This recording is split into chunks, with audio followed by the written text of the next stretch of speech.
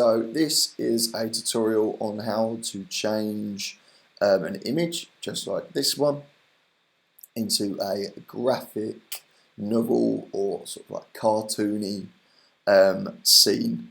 You can use it as a background, you can just use it as a scene setter, or to establish a story in your motion comics, or you can just use it if you just want a bit of fun and to understand Photoshop a little bit more. So first thing I did was I went and got an image from this website, which is unsplash.com. As you can read or see from the screen, it says free, do whatever you want, high resolution photos. And obviously that's good, that's great, we want that. So we stick with high resolution photos because they're clearer. So when we're doing any of these kind of different effects or settings within the photo, we want the photo to be as high resolution as possible so those effects come out clear as possible and not just sort of bunch up all colour and it's just blocks of colour and it looks like weird blobs and it just looks a bit crap really. We don't want that. So I went ahead and chose this photo. There's thousands of photos on there. I chose this city one. I think it will look good. So that's simply why I chose it. So let's start. So what I'm going to do first, as you can see, if we look in the layers panel, I've got the background here and that's locked. So I'm not going to work straight off this image simply because if I go wrong, I can go back to this image. I can just delete all those layers and then I've got this to start off with. So what I'm going to do is right click and go to duplicate layer. And with destination, we're going to leave that because I just want it to duplicate or copy the exact background image. So click OK. And as we can see within our layers at the bottom corner, I can see background copy. And I'm happy with that. Okay, so this next step is optional simply because if you want to keep the colour in with your photo, just leave it as it is. If you want it to look a bit more grungy and a bit more sort of like that graphic novel kind of feeling coming from it, do this next step. And that's what I'm going to do. So what I'm going to do is go down to adjustment layers, which is down here, looks like a peace symbol. And I'm going to click that and go to black and white. As soon as we click black and white, this box will pop up on the left hand side. It will either pop up here or pop up in the middle of your box or just above your layers. And as we can see, our image has turned into black and white, and in our layers there's a black and white layer that is popped above our images. And obviously that looks different to our images because it's not an image, it's an adjustment layer. So what I'm going to do, when it says preset, it says default. Yeah, default looks okay, but we've got lots of different things here. So we've got lighter, and you can see just bits of change and stuff like that. That's okay, a bit noisy in the sky. But I'm going to probably go for darker, so it looks a bit meaner. We can go for maximum black as well, but I think that's a bit too much. Yeah, I don't really like that. So I'm just going to stick with darker. You can go whatever looks good with your image really. It's entirely up to you. So go what suits with your image. Don't just copy my settings. Go what looks good. So I'm going to click that there and I'm happy with that. So the next stage I'm going to do is I really want that kind of sketchy, kind of drawn feel with our images, and there's two ways we can do that.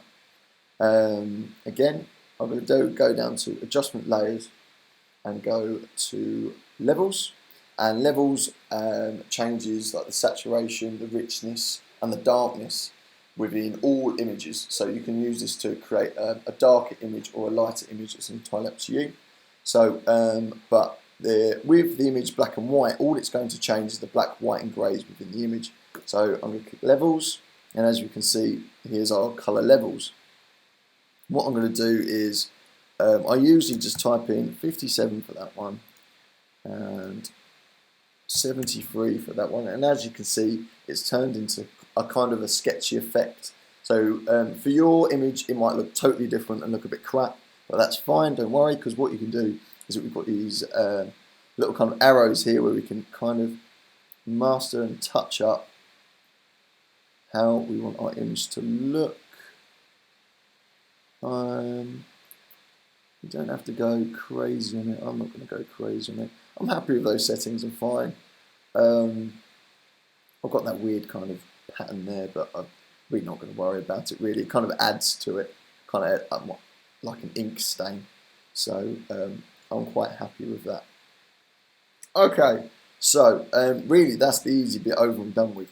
So the next bit is we're going to add a new layer. We're going to add a new layer, and what we're going to do with that layer is add the kind of rain or kind of grain effect that you get with kind of old school sort of graphic novel cartoons. It's kind of like a scribbly effect, so we'll just call it a scribbly effect. So what I'm going to do is go layer, new, and layer. As you can see, you also got the keyboard shortcut of Shift Command N as well.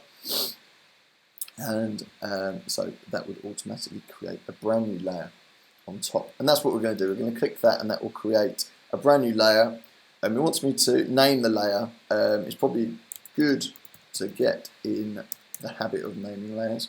I'm going to name the scribbles and click OK, because as I said, it's kind of the scribble things up the top. And okay, so that new layer is now up the top of all of our layers. It's empty, as we can see from the little thumbnail here, and I've called it scribbles. Next thing I'm going to do is going to go to edit, fill, and where it says content, we're going to click on content, and I'm going to choose 50% grey. Okay, and then we're going to click OK, and that will fill the whole of our image with grey. Okay, that's good, that's what we want, that's fine. This is how we start getting that rainy kind of scratchy effect. Okay, so the next thing we're going to do is I'm going to go to filter, I'm going to go down to noise and add noise.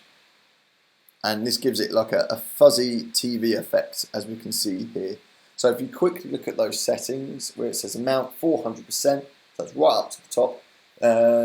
The distribution is clicked onto Gaussian, and also have the monochromatic tick. So that gives it a real fuzziness. So what you're pretty much doing with those settings is creating the most fuzziness, or like TV fuzz effect, that we can with add noise. So that's good. We're going to click OK there. So we've got this TV fuzziness. So that kind of creates our grain and sort of staticness, and kind of that rough, sketchy effect with our graphic novel image that we're trying to create. Once we've done that, we're going to click filter again. We're going to go to blur, and this time we're going to go to motion blur. So filter, go down to blur, and then motion blur. We're going to click on that. And again, copy these settings, okay? So make sure your angle's at about 90 degrees. That's important. That comes in to movement in bit. And the distance, just crack that right up to 2000 pixels.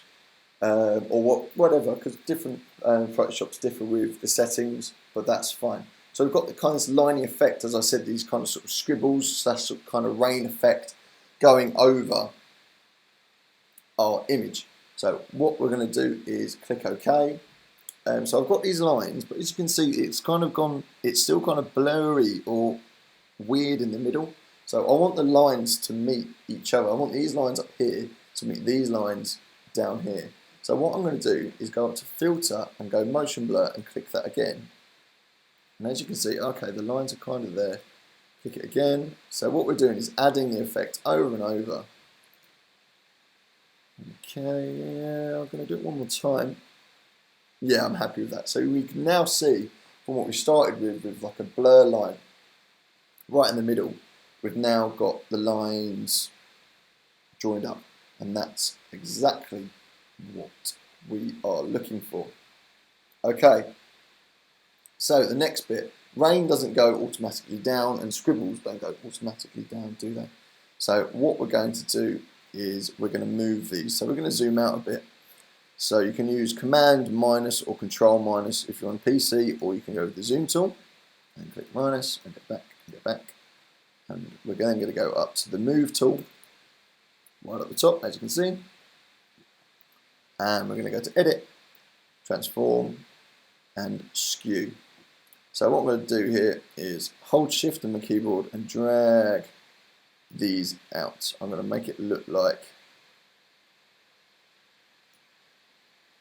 rain. So and just hit enter, or you can click the tick up here, or click the tick up there, and there we go.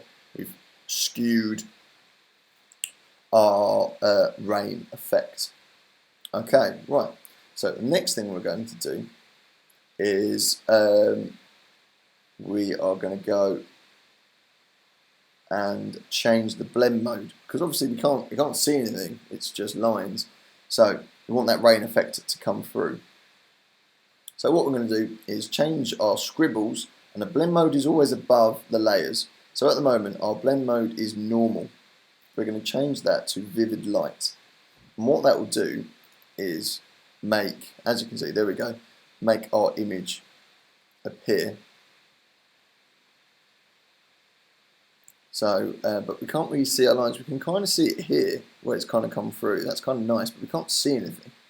So what we're going to do is make them appear. And as I said earlier, and it's an effect we've already used, but we're going to use levels again. And as I said, that can change the darks, that can change the lights, and things like that. So what we're going to do is go to Adjustment Layer, go to Levels, and that again, Levels 2 will now appear above scribbles. But the thing is with levels and adjustment layers within Photoshop, this levels 2 will affect the whole of the image. I don't want that. I just want this levels 2 to affect scribbles. Okay? So what I'm going to do is right click and go to create clipping mask. And what that will do is, as you can see now, there's an arrow going straight down into just scribbles. So that will only now affect the levels within our scribbles layer. And if we start to change our effect of scribbles, we should start getting, there you go, our line effects. There we go. So I'm going to add quite a bit so you can kind of see that we're adding those lines. Take a little bit off, there. So there we go, we've got those scribble lines really coming through.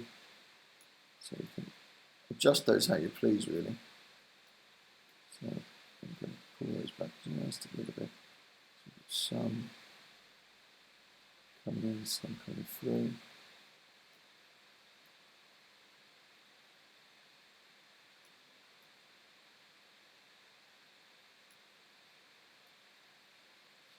Okay.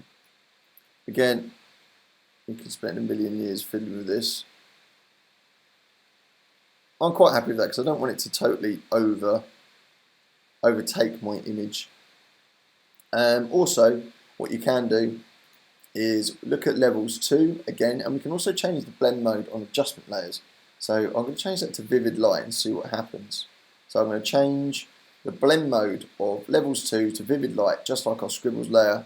And there we go. Okay, so what this has given us is a lot more to play with now. So if we double click on our layers 2 again, we can actually start playing around with our effects and start taking that away, bits away.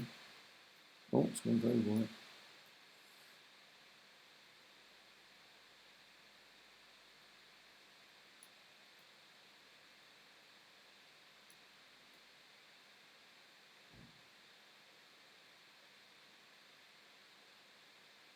Okay, so we've got a lot of lines going through here now.